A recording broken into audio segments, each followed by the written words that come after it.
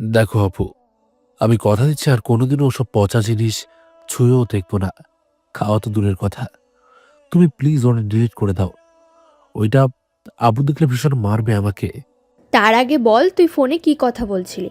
একলা জীবন কষ্ট বেশি, সিঙ্গেল জীবন আর চাই না, যদি একটা গার্লফ্রেন্ড সঙ্গে থাকতো তাহলে আর সিগারেট সঙ্গী হইতো না, এইসব বলছিলি না? আর কি কি যেন বলছিলি?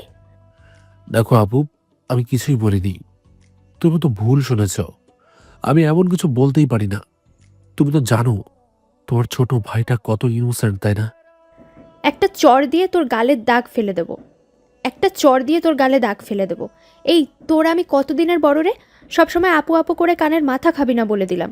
আর একবার যদি আপু আপু করিস, তাহলে এই ছবিটা নিয়ে গিয়ে সোজা খালুকে দেখিয়ে দেবো। না বোন, বাপ চাই। আর কখনো তোমারে আমি আপু ডাকবো না। তারপরও তুমি ভুলেও এই ছবিটা আব্বুকে দেখিও না। আব্বু আমাকে মেরে ফেলবে।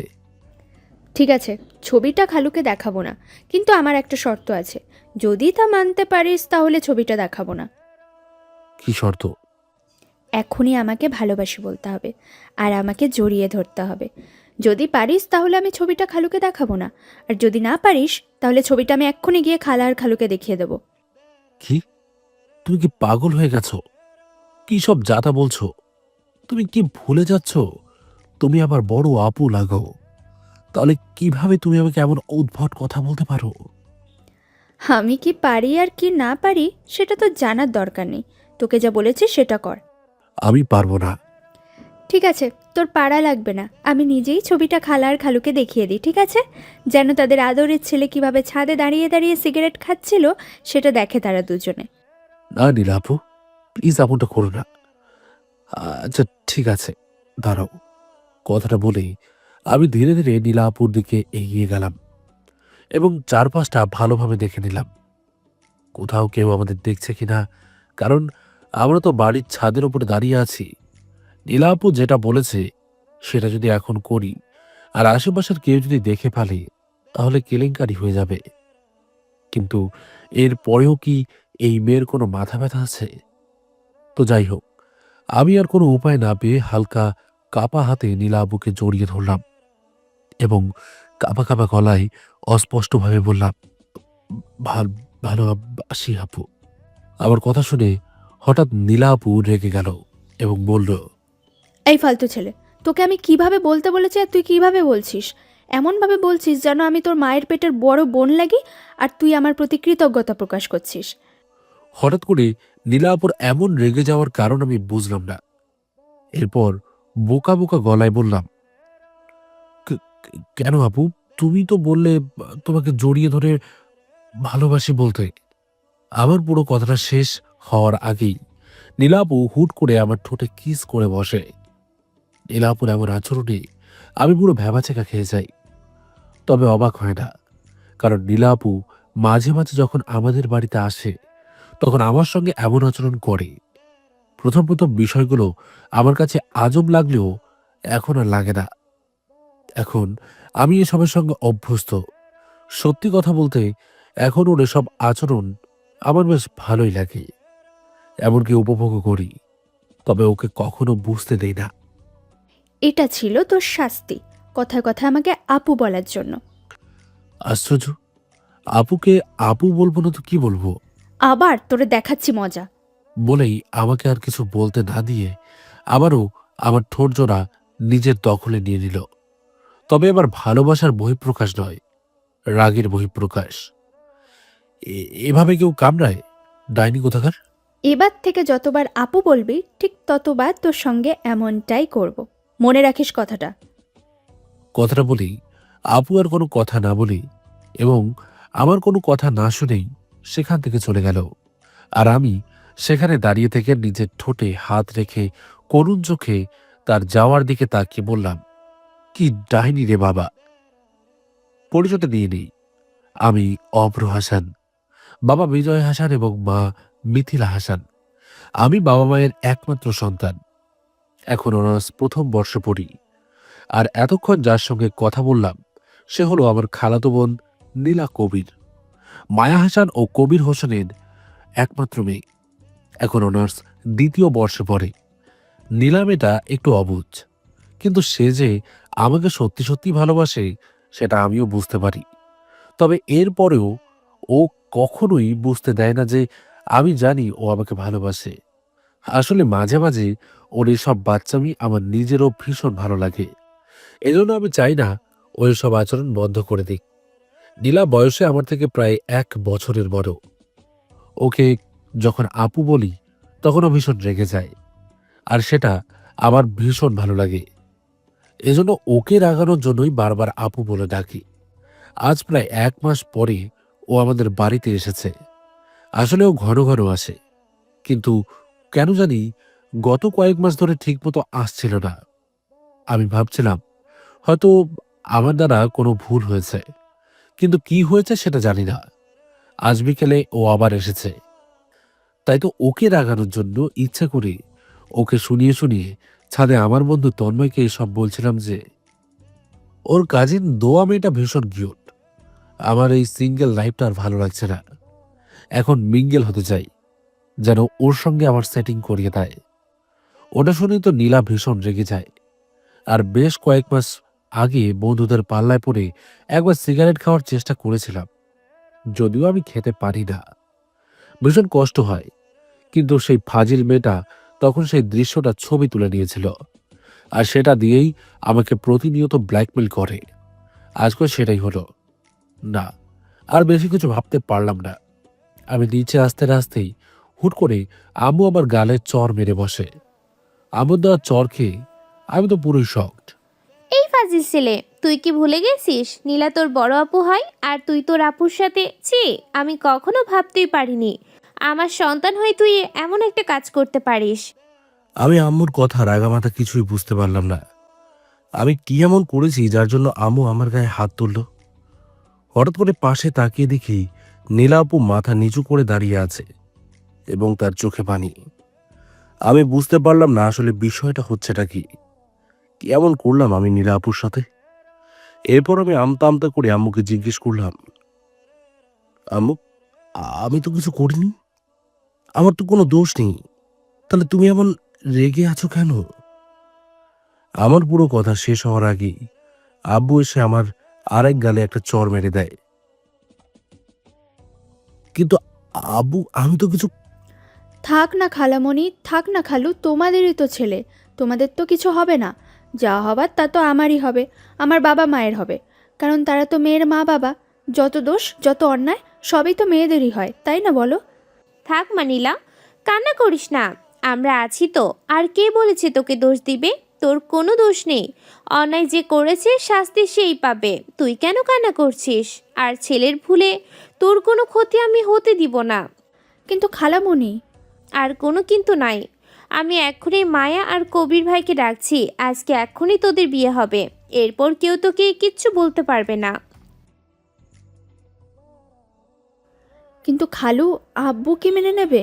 আর তাছাড়া আশেপাশের মানুষ কি বলবে বলো? আমি তো অভ্রর থেকে বয়সে বড়। আর তাছাড়া তোমরাও তো এটা ঠিকভাবে মেনে নেবে না। শুধু তোমার ছেলে একটা অন্যায় করেছে বলে আমি তোমাদের উপর বোঝা হয়ে থাকতে চাই না। তাই তোমরা প্লিজ জোর করে নিজেদের উপর কিছু চাপিয়ে দিও না। আমি জোর করে কারোর উপর কোনো বোঝা হতে চাই না। একটা মায়ের দিব। বেশি বড় হয়ে গেছো তাই না? কে বলেছে তোমাকে তুমি আমাদের বোঝা?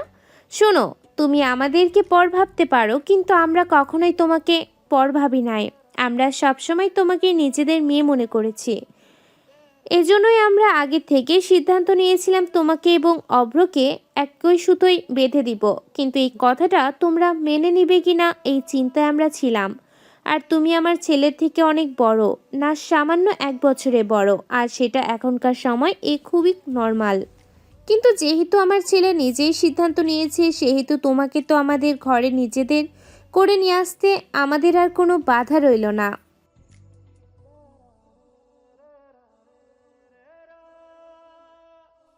এতক্ষণ ধরে যে কি হচ্ছে তার কিছুই আমি বুঝতে পারছি না। সবকিছুই আমার মাথার উপর দিয়ে যাচ্ছে। এরই মাঝে 2বার জিজ্ঞেস করতে গিয়েছিলাম, কিন্তু 2বারই ফলস্বরূপ চর খেয়ে ফিরে আসতে হয়েছে। কিন্তু কেন যে আমি চর খাচ্ছি বা আমার বিয়ের কথা হচ্ছে, অথচ আমি কোনো কথা বলতে পারছি না, এটাই আমি বুঝতে পারছি না। এতক্ষণ পর্যন্ত তো সবকিছু ঠিকঠাকই ছিল, তাহলে হঠাৎ করে কি এমন হলো যার জন্য আব্বু আম্মু নীলা আপুর সাথে আমার বিয়ে হওয়ার কথা চিন্তা করছে এবং আমার মতামত নেওয়ার কোনো প্রয়োজন মনে করছে না? তাই এখন এখানে এত চর খাওয়াটা নিরাপদ মনে না করে আমি চুপচাপ রইলাম, দেখি না শেষ পর্যন্ত কি হয়।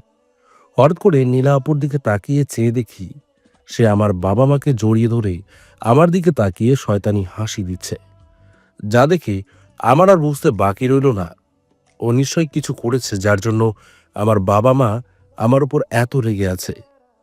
দূর, ভালো লাগছে না, কিছু হচ্ছে কিছুই বুঝতে পারছি না।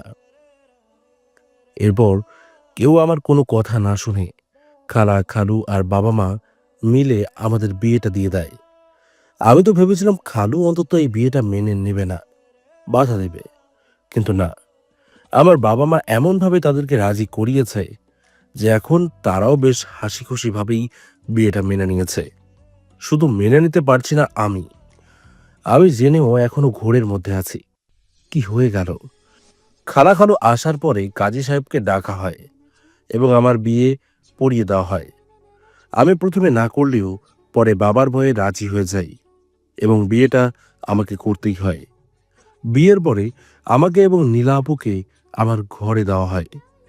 আমি আমার ঘরে গিয়ে আরেক দফা অবাক হই, কারণ এইটুকু সময়ের মধ্যে আমার অন্যান্য সব কাজিনরা মিলে ঘরটা এত সুন্দর করে ফুল দিয়ে সাজিয়েছে।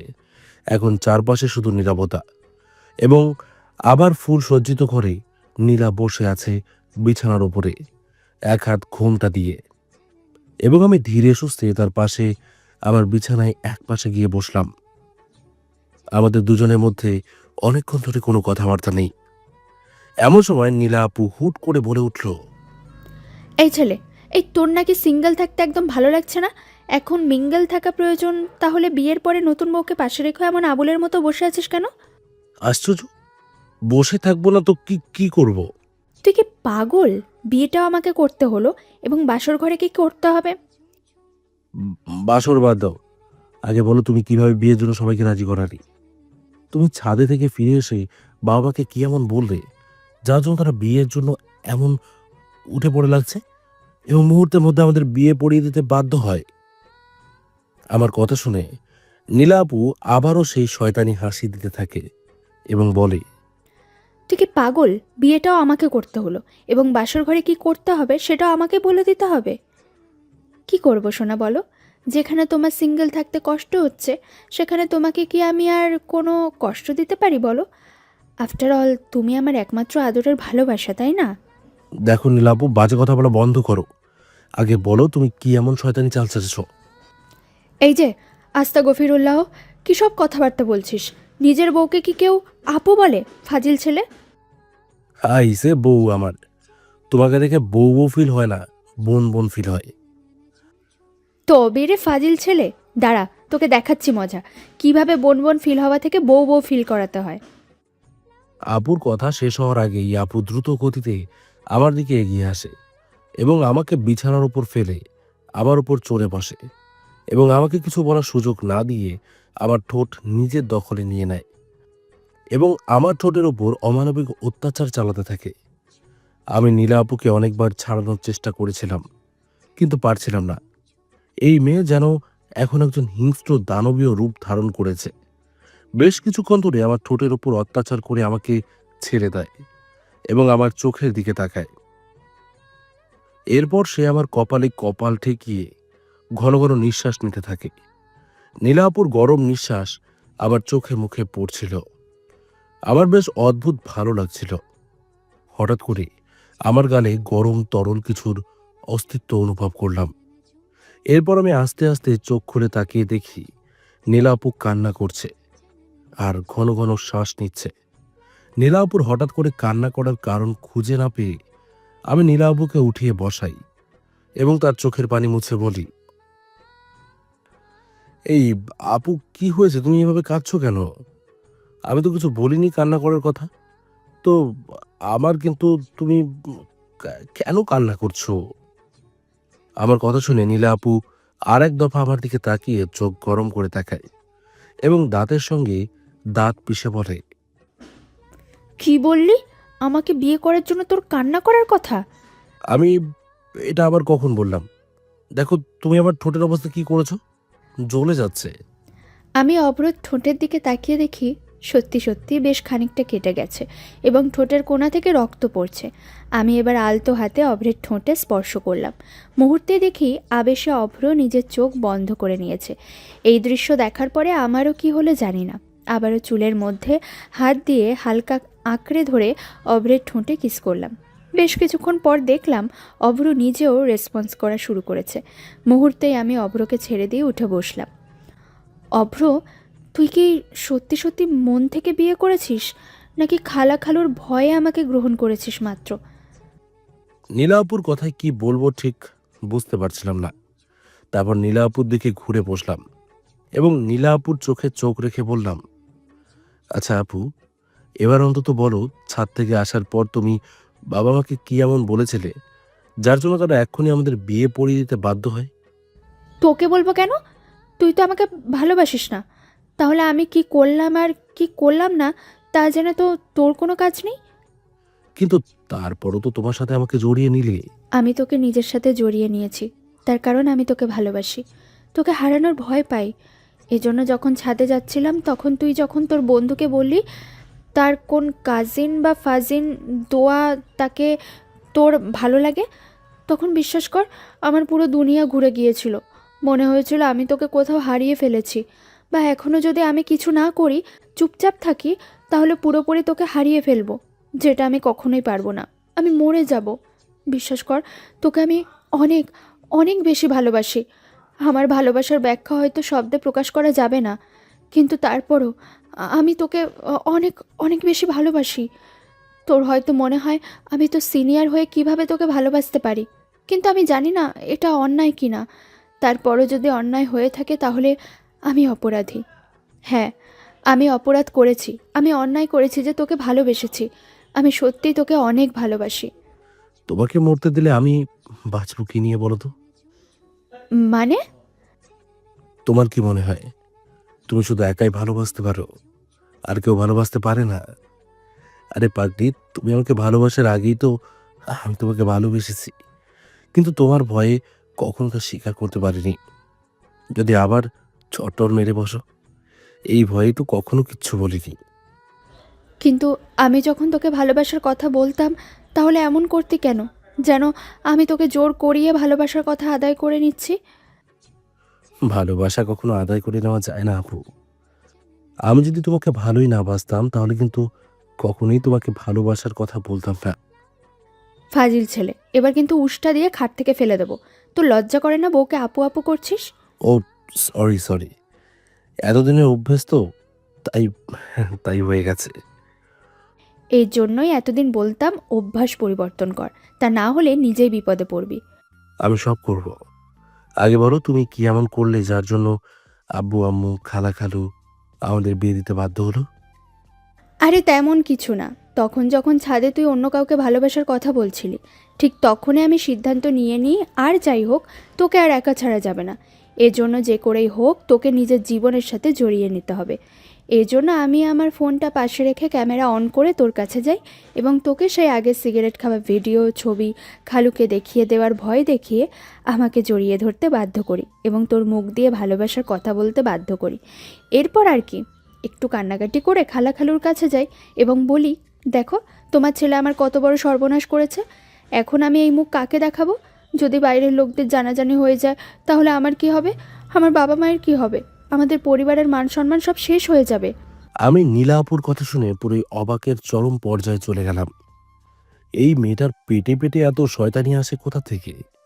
সে নিজেই আমাকে জড়িয়ে ধরতে বাধ্য করলো এবং ভালোবাসি বলতে বাধ্য করলো, এবং সেটাই আমার বাবা মায়ের কাছে গিয়ে দেখিয়ে আমাকে কি সুন্দর ভিলেন বানিয়ে নিজে ভিকটিম হয়ে গেল। সত্যি সত্যি আপু, তুমি কতটা ডেঞ্জারাস একটাবার ভেবে রেখেছো? আবার আপু বলছিস? ঠিক আছে যা, যতদিন না তুই এই আপু বলাটা পুরোপুরি বন্ধ করতে পারবি ততদিন তোর কোনো জায়গা নেই এই ঘরে। এই ঘরে জায়গা নেই মানে? তুমি ভুলে গেছো আজকে আমাদের বাসর রাত? সিনিয়র বড় আপুর সাথে আবার কিসের বাসরে? যা ভাগ এখান থেকে। বললেই হলো বাসর নেই, বাসর আজকেই হবে। অভ্র, ভুলে যাস না আমি তো সিনিয়র আপু লাগি। ঠিক আছে, তাহলে আর কি করার। একদম খুন করে ফেলবো বলে দিলাম। আমি এবার নীলার রাগান্বিত মুখ দেখে হালকা করে হেসে নীলার পাশে গিয়ে বসলাম এবং আলতো হাতে নীলার মুখ উঁচু করে বললাম, ভালোবাসি প্রিয়, অনেক ভালোবাসি। ঠিক যতটা ভালোবাসলে আমার এই গুন্ডি খালাতো সিনিয়র বোনটাকে বউ হিসেবে সারা জীবন বহন করতে পারি, ঠিক তার থেকেও কয়েকশো হাজার গুণ বেশি ভালোবাসি। এবার এক প্রকার কান্না করে অভ্রকে জড়িয়ে ধরে কান্নার স্বরে বললাম, আমিও ভালোবাসি আমার এই পিচ্ছি বর সাহেবকে, অনেক বেশি ভালোবাসি। তো দর্শক বন্ধুরা, আমরা আজকের গল্পটির একদম শেষ প্রান্তে চলে এসেছি। তো গল্পটি আপনাদের কাছে কেমন লাগলো সেটা অবশ্যই কমেন্ট করে জানাবেন। দেখা হবে আবারও নতুন কোনো গল্প নিয়ে। সে পর্যন্ত আমাদের সাথে থাকবেন। আর আমাদের আজকের গল্পটি যারা শেষ পর্যন্ত শুনেছেন তাদের সবাইকে অসংখ্য ধন্যবাদ। ভালো থাকবেন, সুস্থ থাকবেন সবাই।